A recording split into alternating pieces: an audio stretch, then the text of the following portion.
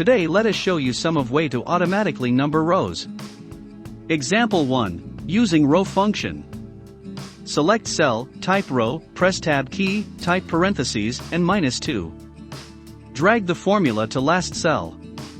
Note that, if your data start from 4th row, you need to use row function and -3.